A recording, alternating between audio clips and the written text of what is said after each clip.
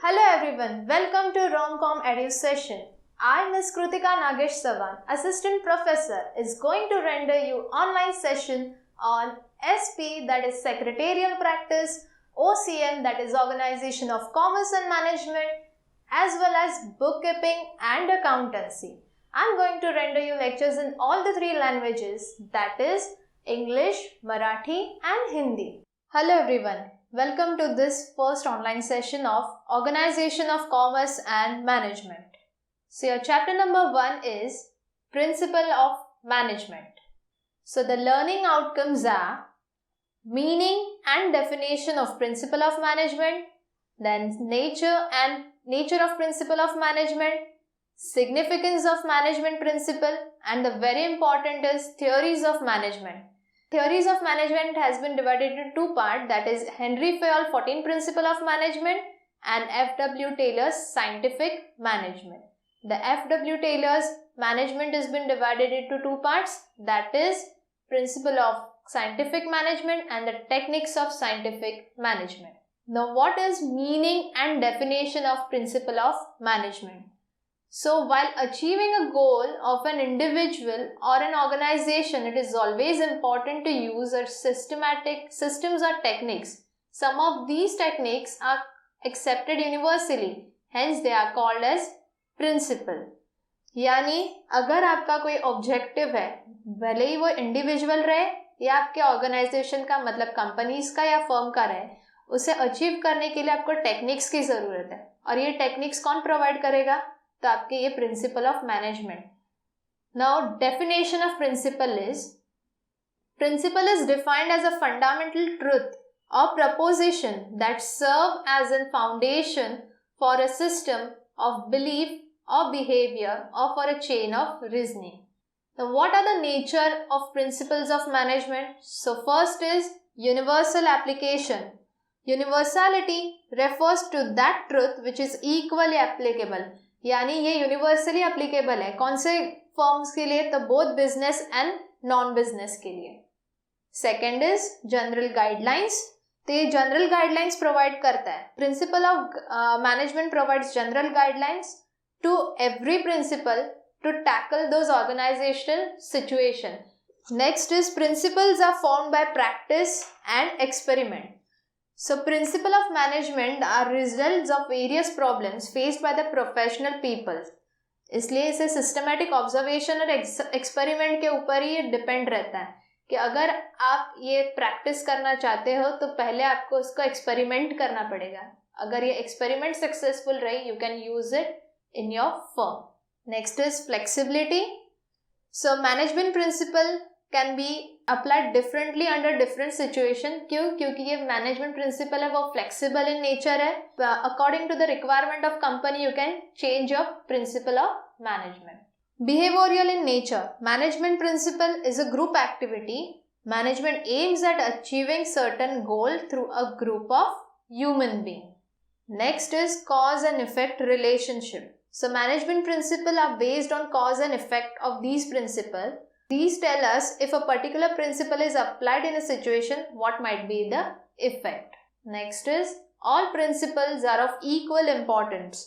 So all principles of management are of equal importance. Those are to be practiced simultaneously to get the best result to form an achievement of predefined goals. So ये थे आपके nature of principles of management and I hope you have cleared with your concepts.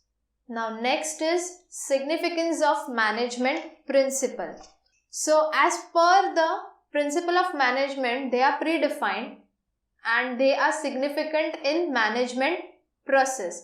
So they guide as a put forward as a guidelines to the managers. Now we will study one by one the significance of principle of management. First is provides useful insights to the manager. The application of principle of managers help the managers to take a right decisions at the right time. यहाँ पे अगर आपको कोई management का decision लेना है तो ये डिसीजन कौन लेगा? तो मैनेजर लेगा. तो मैनेजर कैसे डिसीजन लेगा? तो ये प्रिंसिपल ऑफ मैनेजमेंट के गाइडलाइंस यूज करके ही आपके वो मैनेजमेंट के डिसीजन ले सकता है. Next is optimum utilisation of resource and effective administration. In every organization, there are two types of resources, that is physical and human. So यहाँ दो टाइप के रिसोर्सेज रहते हैं. फिजिकल मतलब मैन मशीन मटेरियल आ जाता है, और ह्यूमन मतलब आपकी मैन पावर, उसका फुल यूटिलाइजेशन होना चाहिए. Wastage should be nil. Next is scientific decision. So application of principle of management makes the manager more realistic, thoughtful and free from personal bias. A scientific decision means a balanced decision. So scientific decision क्यों लेना ज़रूरी है? क्योंकि ये balanced decision हमेशा provide करता है, और ये balanced decision will come through in principle of management. Fourth is understanding social responsibility. The principle of management increase the efficiency of the manager and enable them to fulfill their social responsibility.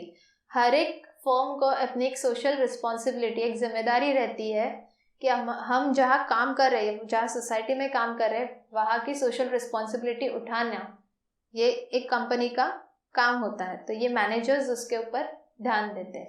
Fifth is encourages research and development. Principle of management are dynamic in nature. Their nature goes on changing along with the changing environment. So research and development क्यों ज़रूरी है?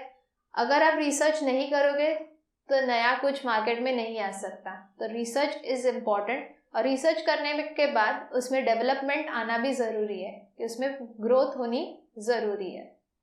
So ये encourages कौन करता है? तो principal of management इसलिए useful है क्योंकि ये एनकरेज होता है. Next is helps to coordinate and control.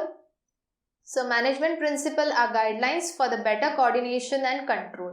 It is also difficult task for manager to keep control on the performance of employees. So helps of coordination and control में क्यों? क्योंकि employees और managers में coordination आना ज़रूरी है, और ये coordination आएगा तो ही आपकी कंपनी का ग्रोथ होगा और ये सक्सेस की तरफ जा सकती है. Seventh is develops objective approach. With the help of various principle of management, one can develop an objective approach. Managers can identify a business opportunity, root cause problem in a correct manner and provide a appropriate solution on it. Objective approach यानी कि आपको अगर company में कोई business opportunity मिली तो उसे grab करना चाहिए, उसे हासिल करना चाहिए, और उस अपॉर्चुनिटी का फुल यूटिलाइजेशन करने आना चाहिए. और ये सब करने का काम किसका है? तो मैनेजर का. A manager will use this business opportunity and take a business to another level. So these were your significance of principle of management. Next is theories of management. Management theories are what? So it is a set of general rules. So this set of general rules are for what? To guide a managers to manage in an organization. So management theories क्या है? ये general rules है, और ये guidelines किसको दिए? तो managers को दिए. मैनेजर्स को क्यों दिए? तो ये कंपनी को ऑर्गेनाइज एक साथ इकट्ठा करने के लिए. Then theories are an explanation to assist employees to effectively relate to the business goals and implement effective means to achieve the same. So theories क्या है? तो एक एक्सप्लेनेशन दिया है, और उस एक्सप्लेनेशन का एम्प्लॉयज के ऊपर इफेक्टिवली अप्लाई करना है और बिजनेस गोल की तरफ जाना है और उससे अचीव करना है. Management theories are given by the various management thinkers. One of them thinker is Henry Fayol, then there is Frederick Winslow Taylor and Elton Mayo, who has given these theories based on the different approaches. So first we are going to study Henry Fayol. So Fayol proposed the 14 principle of management and he is also called as father of modern management. और ये सब उसने कहा दिया है. ये 14 principle has been given under the book The General and Industrial Administration. So now these are the very important question, that is 14 principle of management. 14 principles of management. So first principle is principle of division of work. According to this principle, work should be divided into small tasks and each performed by specialized or trained employees. Division of work यानी एक काम को दो हिस्सों में divide करना या दो से ज़्यादा हिस्सों में. उससे क्या होगा? हर एक एम्प्लॉयज़ जो ट्रेंड है और स्पेशलाइज्ड है तो वो परफॉर्म करके आपका जो अचीव टारगेट जो है वो मिला सकता है. Next is principle of authority and responsibility. Authority मतलब अधिकार एंड रिस्पॉन्सिबिलिटी मतलब जिम्मेदारी. सो अथॉरिटी का यूज क्या है? It means the right to give orders and obtain the obedience, and responsibility मतलब obligation to perform the job assigned on time. Next is principle of discipline. So principle of discipline means following of rules and regulation by everyone as it is. So it is for a common effort of a workers and the managers. So principle of unity of command. Henry Fayol's principle of unity of command means that a group of employees or an individual employee should receive order from a single manager. Unity of command यानी एक ही manager सबका order देगा, ना कि दो या दो से ज्यादा managers. Next is principle of unity of direction. So the organizational goals should be fulfilled by the common efforts of the employees. Direction यानी कि क्या, कि ऑर्गेनाइजेशन के गोल्स है, हर एक एम्प्लॉयज को अपने एफर्ट्स देने ही है. Next is principle of centralization. So too much centralization of authority should be avoided and decentralization should be followed wherever possible. Next is principle of subordination of individual interest to the organizational interest. So organizational interest should be protected and individual interest should be followed. Organisation का जो target है उसे first preference देना है और individual जो खुद का पर्सनल टारगेट होगा उसको सेकेंडरी देना है, इम्पोर्टेंस देने हैं. Next is principle of remuneration. According to this principle, remuneration must be paid to an employees as per their cost of living and experience and skill. Fair remuneration can keep employees motivation at the high level. So अगर आप अच्छे से उनको remuneration दोगे, wages दोगे, salary दोगे, तो वो और मोटिवेट होगे और आपके कंपनी में अच्छे से आपका जो टारगेट है वो अचीव करने में हेल्प करेंगे. Next is principle of scalar chain. Order should come from the top authorities. जो भी ऑर्डर्स है वो टॉप अथॉरिटीज से आने चाहिए और जो भी आपके जो प्रॉब्लम्स है वो लोअर लेवल से टॉप लेवल तक जाना चाहिए. उससे स्केलार चेन बताया जाता है. Next is principle of order. So principle of order means right place to the right thing. A place of everything and the place and everything in its place. हर एक जगह पे सही इंसान और सही जगह पे सही इंसान जाना जरूरी है. Next is principle of equity. The management principle of equity says that all the employees or workers of the organization must be treated fairly, equally and impartially. Equality होना जरूरी है. Next is principle of stability of tenure. At the time of recruitment of employees, the management should assure them about the stability of tenure or job security. हर एक employees को job security देना important है. This comes under the 14th principle of management. Next is principle of initiative. Initiative refers to voluntary to do a work in an innovative way. हर एक चीज में initiative लेना जरूरी है. हर एक एम्प्लॉयज को इनिशिएटिव यानी पुढ़ाकार लेकर काम करना है, आगे आके काम करना है. Last is principle of esprit de corps, that is team work. So in short it means united we stand and divided we fall. So team work in this management या in whole organization, the teamwork plays an important role. Okay, so next theory is Frederick Winslow Taylor's scientific management theory. So Frederick Winslow Taylor is called as the father of scientific management approach. So Frederick Winslow Taylor is also popularly called as the father of industrial engineering and efficiency movement.